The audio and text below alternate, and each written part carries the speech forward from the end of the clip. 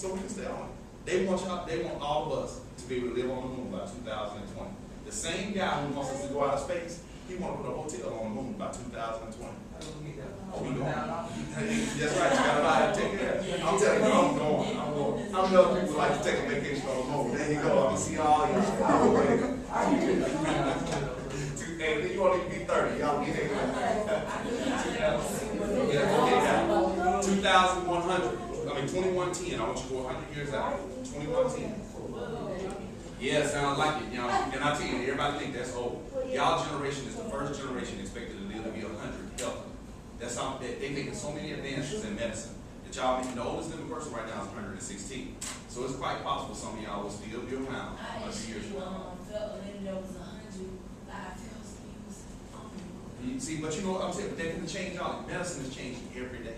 So y'all generation will literally be happy. You'll be able to think straight, get all kinds of stuff done. And plus, during that same time period, right now, while we're sitting in this room, there's 2 robots on Mars. By 2050, I didn't put it up there. They expect to have a first man trip to Mars. So by the time most of y'all are 65, somebody's probably going to be going to Mars and going to be sending people to Mars. So there's all these things that are going on. But see, if you don't know what's on the horizon, how do you set your own plans to go?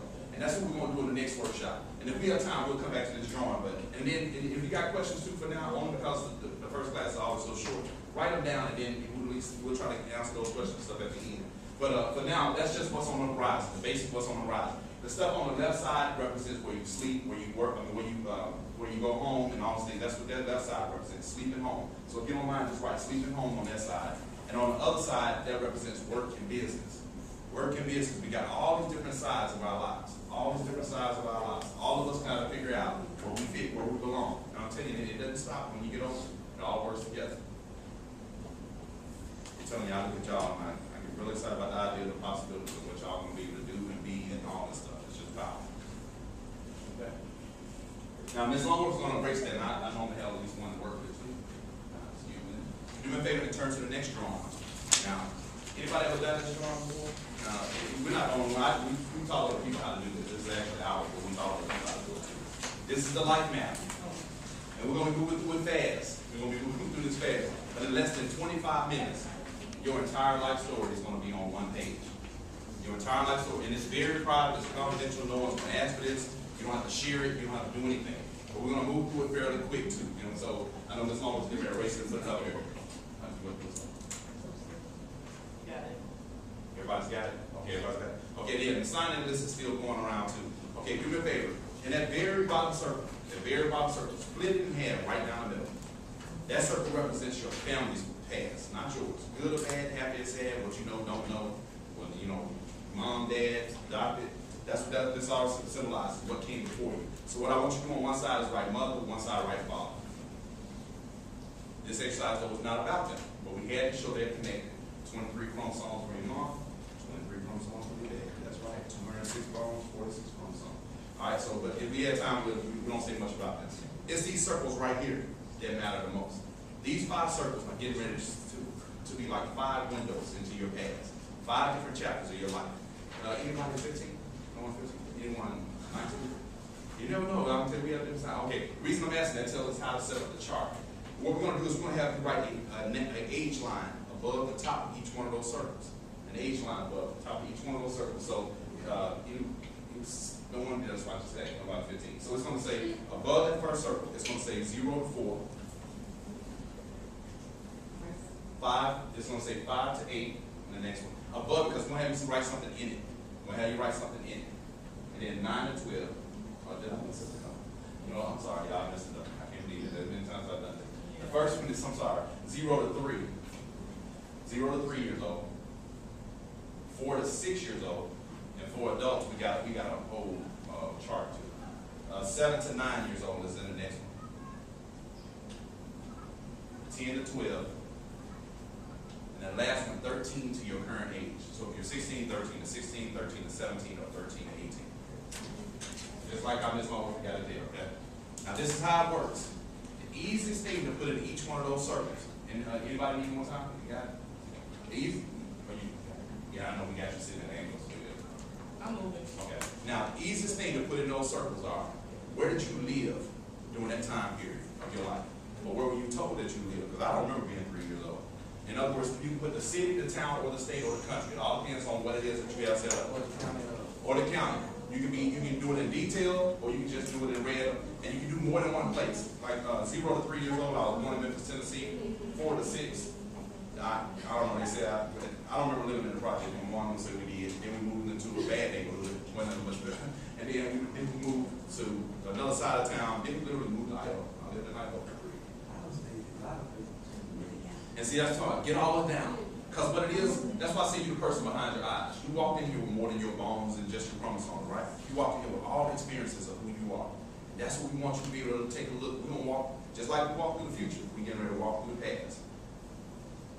Try to put at least one thing in each one of those circles. So, you know, try to think of where physically during that time period were you.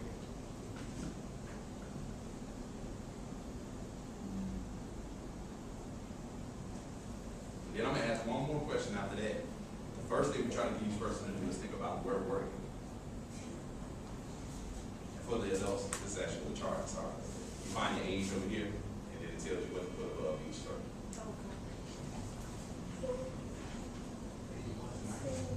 Say, yeah, the oldest person we've ever had do this was 86. The youngest we've ever had, I think, that we had was 8 years old.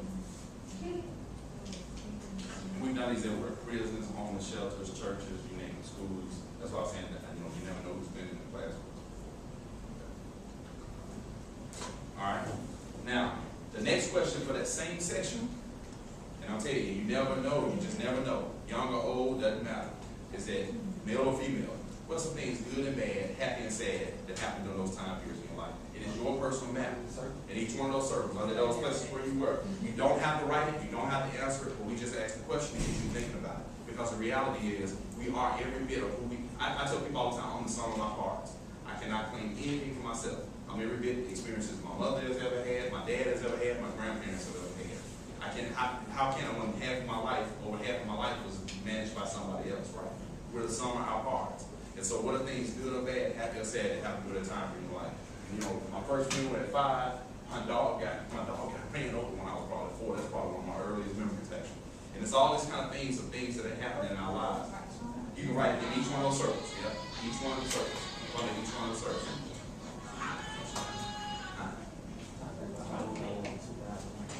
2001, 9 years ago. 9 years ago. Remember I was saying who was the president when you were born? What was going on in the world at the time? You remember all your first times for things, right? Your summers, your vacations, all those different things. You'll be surprised. And the last circles is usually the most recent years, right? The last 3 to 4 years. What are some things that happened? This is your chance to write your story.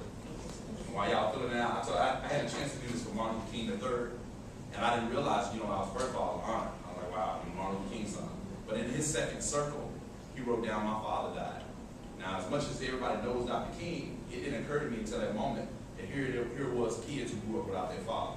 And I was like, man, it was just deep to see him talking about that, and just talking about how he was like, and when I finished it, he said, I'm going to use this to write my memoir about my life. I was like, great. That's really great. So this is your story, though. That was his story. This is your story. Huh? Say it right with the lady. Ain't nothing wrong with it. All right. Love it. Love it. And see, I love fact-based stuff. I love stuff that has facts. You'll see it on TV and watch the TV. But, okay. Now, only because of time, I'm going to skip to that middle circle. This middle circle in the middle represents right now, the here and now. Right? The things that we're doing in this very moment.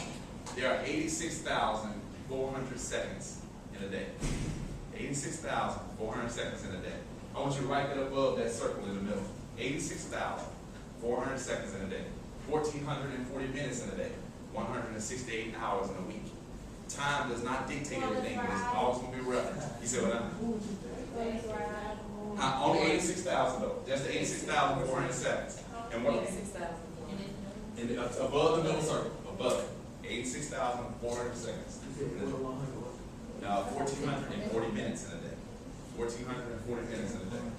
So now, inside that circle, I want you to put a little stick person. I know I've been getting way too. I want you to put a little stick person inside that circle. That is you dealing with all the stuff you deal with every day. Sunday through Saturday, mornings, afternoons, and evenings, right? And now I'm going to ask you a question. I want you to write the answer to this question. Remember I said the only rule we got is maturity. Because if We always got somebody who'll ask about this question. What are things you think about once every 5 minutes or once an hour? That's what I want you to write inside that circle. Lord, Some of the have things mercy.